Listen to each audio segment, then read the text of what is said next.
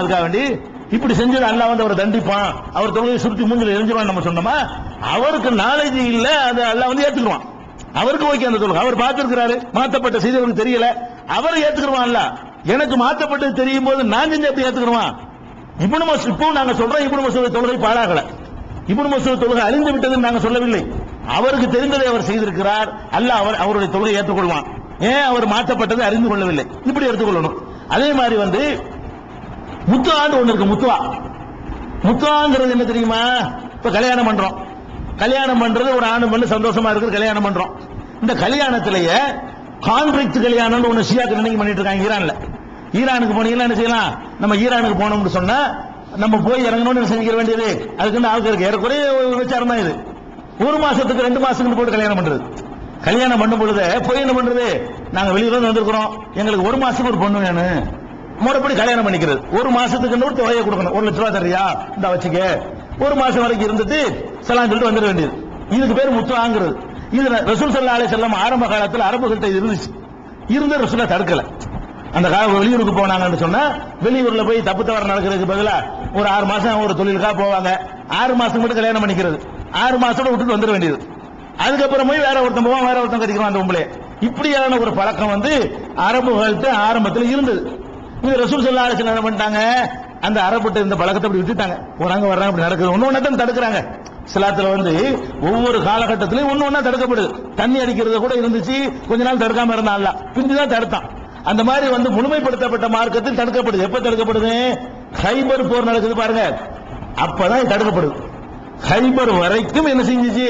முத்தா என்ற முறையில சஹாபாக்களை கல்யாணம் பண்ணிட்டு இருந்தாங்க.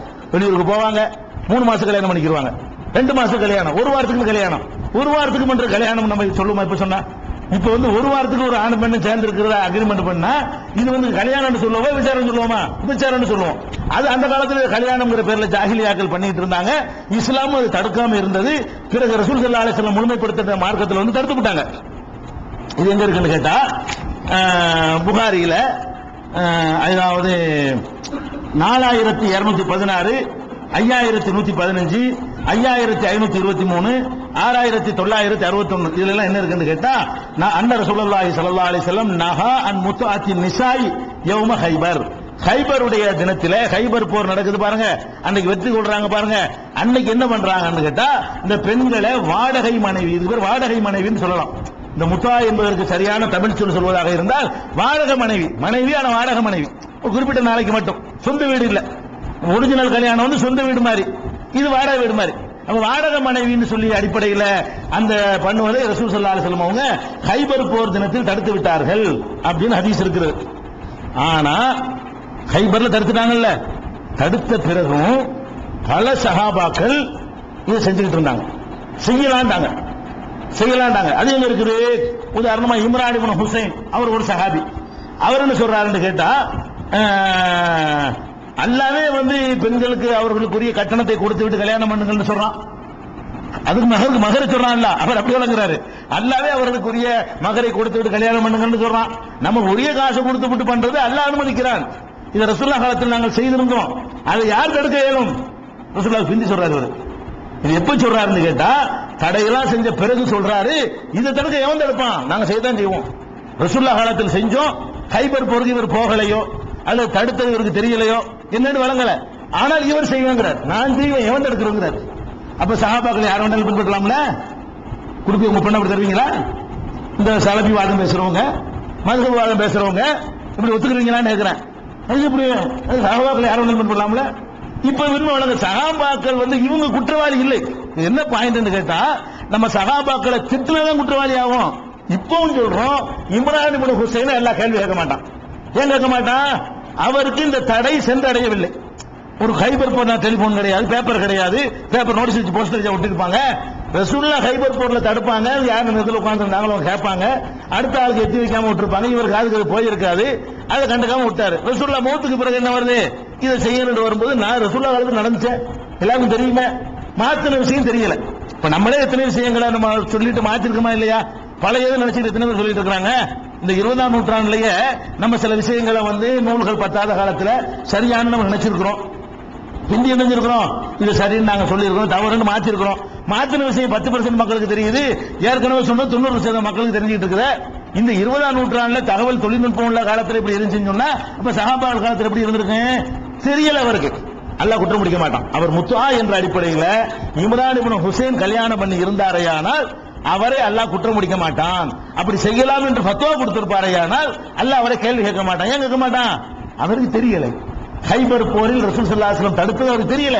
இப்ப நாங்க சஹாபி மதிக்கிறோம், பின்பற்ற மாட்டோம். இம்ரான் இப்னு ஹுசைனை மதிக்கிறோம், ஆனால் இம்ரான் இப்னு ஹுசைன் சொன்னது கேட்டு நடக்க மாட்டோம். பாயிண்ட் 2 வித்தியாசம் வழங்குதா? இப்போ நாங்கள் மதிக்கிறோம், அவரை குற்றவாளி நாங்க ஆக்கல, அவர் நரகத்துக்கு போவார் நாங்க சொல்லல. அப்ப இது எங்க இருக்குன்னா புகாரில 4518 இருக்கிறது. இம்ரான் இப்னு ஹுசைன் என்பவர் ரசூலுல்லாஹ் காலத்துக்கு பிந்தி சொல்றாரு முத்தாங்கிறது உண்டு அப்படிங்கிறார். அதே மாதிரி சஹாபாக்களே ஒரு ஆள அறிவுக்கு ரசூலுல்லாஹ் வந்து ஒரு உதாரணமா சொன்னாங்கன்னா யாருங்க? இப்னு அப்பாஸ். அறிவுக்கு உதாரணமா ஒரு ஆளை சொல்வதாக இருந்தால் அவர் வந்து ரொம்ப உமரே ஒரு கூப்பிட்டு விளக்குங்க பாருங்களேன். உமர் ரலியல்லாஹு என்ன செய்வாங்க? இப்னு அப்பாஸ் கூப்பிட்டு அவர்கிட்ட தான் விளக்கம் கேட்டுக்குவாங்க. என்றால் பயங்கரமான ஷார்ப்பான ஆளு. என்ன ரசூலுல்லாஹ் அவருக்காக துஆ செஞ்சிருக்காங்க, அல்லாஹும்ம ஃபக்ஹிஹு ஃபித்தீன் வஅல்லிம்ஹு தஅவீல். யா அல்லாஹ் இவருக்கு நல்ல மார்க்க ஞானத்தை கொடு, இவருக்கு வந்து குர்ஆனை பற்றிய விளக்கத்தை அவர் கற்றுக் கொடுன்னு ரசூலுல்லாஹ் துஆ செஞ்சிருக்காங்க. அப்படிப்பட்ட ஒரு சஹாபி இதாஜா நஸ்ருல்லாஹ்ங்கற ஆயத்துல வந்து அதுக்கு என்ன அர்த்தம் அவர் தான் கேட்கிறாரு. யாரு? உமர். இப்னு அப்பாஸ் சொல்றாரு இது வெற்றி வருது, புகழ் வருது, இஸ்லாம் மேலோங்க போகுதுங்கிற மாதிரி எல்லாரும் விளக்கம் சொல்றாங்க. அவர் சொல்றாரு இப்னு அப்பாஸ் ரசூலுல்லாஹ்வுடைய மரணத்தை சொல்லுதுங்கிறார். அல்லாஹ்வுடைய உதவியும் வெற்றியும் வரும் பொழுது மக்கள் கூட்டம் கூட்டமா நுழையும் பொழுது அல்லாஹ் தௌபா செய்யுங்கன்னா இது முடிய போற ரசூலுல்லாஹ்வுடைய வேலை முடிஞ்சிருச்சுன்னு காட்டுது. அவர் விளங்க வித்தியாசமான முறை. இப்படி ஒரு அறிவாளி அவர் முத்தா இருக்குங்கிறார். யாரு? யார வந்து ஒரு சிறந்த சஹாபி சிறந்த அறிவாளி ரசூலுல்லாஹ் பாராட்டினாங்களோ சுயில அன் முத்தாத்தின் நிசா, அதாவது சமீபத்து இப்னு அப்பாஸ் நான் அவர்கிட்ட கேள்வி கேட்கும்போது நான் இருந்தேன். ஒருத்தர் கேள்வி கேட்கிறார். எப்படி கேட்கிறாருன்னா அன் முத்தாத்தின் நிசா, பெண்களை வந்து இந்த குறிப்பிட்ட காலம் போட்டு கல்யாணம் பண்ணுவது, வாடகைக்கு 1 மாசம் 2 மாசம் கல்யாணம் பண்றதை பத்தி என்ன சொல்றீங்க அப்படின்னு இப்னு அப்பாஸ் கேட்ட உடனே ஃபரஹஸ, தாராளமா செய்யலாமே, நல்லா பண்ணிக்க. யார்? இப்னு அப்பாஸ் ஃபத்வா கேட்கறாங்க. ஒரு 10 நாளைக்கு ஒரு பொண்ணை கல்யாணம் பண்ணிக்கலாமா, ஒரு 15 நாளைக்கு பண்ணிக்கலாமான்னு ஒருத்தர் கேட்கிறாரு. அவர் என்ன செய்யறாரு? நல்லா பண்ணிட்டு போப்பா, செய்யலாம் அப்படிங்கிறாரு. இப்ப கேள்வி கேட்டவர் என்ன செய்யறாரு? எங்க நல்லா யோசிச்சுதான் சொல்றீங்களா? அவர் கேட்கிறாரு. கேள்வி கேட்டவர் இதெல்லாம் ரொம்ப நெருக்கடியா இருந்திருக்கும், கஷ்டமான நேரம், அந்த பெண்கள் ரொம்ப கம்மியா இருந்திருப்பாங்க, இந்த மாதிரியான ஒரு நேரத்தினால செஞ்சிருப்பாங்களா, அப்படி இருக்குமான்னு கேட்கிறாரு.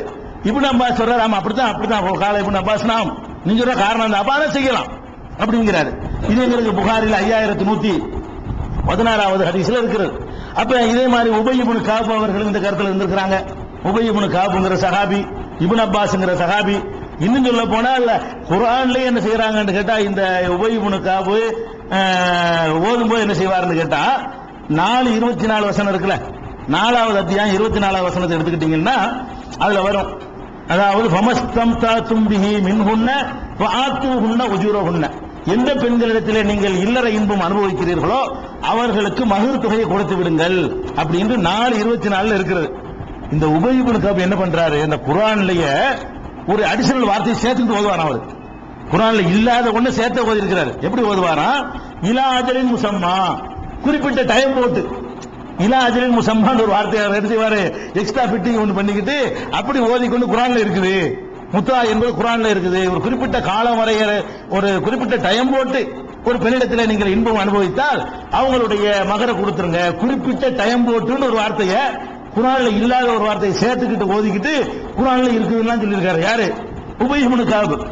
எதுக்கு இதை சொல்றோம்னு கேட்டா சஹாபாக்கள் வந்து நிறைய விஷயங்கள்ல வந்து இந்த மாதிரி எல்லாம் பண்ணிருக்காங்க. அப்ப சஹாபாக்கள் யாரை வேண்டாலும் பின்பற்றலாம்னு சொல்லக்கூடியவர்கள் இதுக்கெல்லாம் பதில் சொல்லணும். முத்தா செய்யலாங்கிறீங்களா? அப்ப இந்த சலபுங்கிறவங்க, மதுஹபை நியாயப்படுத்துறவங்க, சஹாபாக்கள் என்ன சொன்னாலும் கேட்கணுங்கிறவங்க, அவங்க என்ன பத்துவா கொடுக்கணும்? இப்ப முத்தா செய்யலாம்னு பத்துவா கொடுக்கணும்லங்க. இன்னும் சஹாபாக்கள் இது ஒரு முக்கியமான மேட்டரா இருக்கனால கொஞ்சம் விரிவா தான் சொல்ல வேண்டி இருக்குது.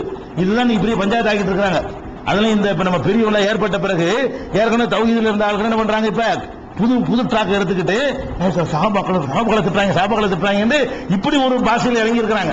அதனால முகத்திரை கிழிக்க வேண்டி இருக்கிற காரணத்தினால் இந்த சஹாபாக்களை பின்பற்றுவதல் சம்பந்தமான விஷயங்களை எவ்வளவு விஷயங்களை அவங்களுக்கு தெரியாம இருந்திருக்கிறது என்ற லிஸ்டுகளை நம்ம பார்த்து விட்டு அதுவும் இட்டுக்கட்டப்பட்டது தானே, இந்த தத்துவம் இட்டுக்கட்டப்பட்டது தானே, சஹாபாக்களை யாரை வேண்டாலும் பின்பற்றலாங்கிற தத்துவம் இட்டுக்கட்டப்பட்டதா இருக்கிறது. அதனால இதனுடைய தொடர்ச்சி நாளைக்கு இருக்கும். நிறைய சம்பவங்கள் இருக்குது.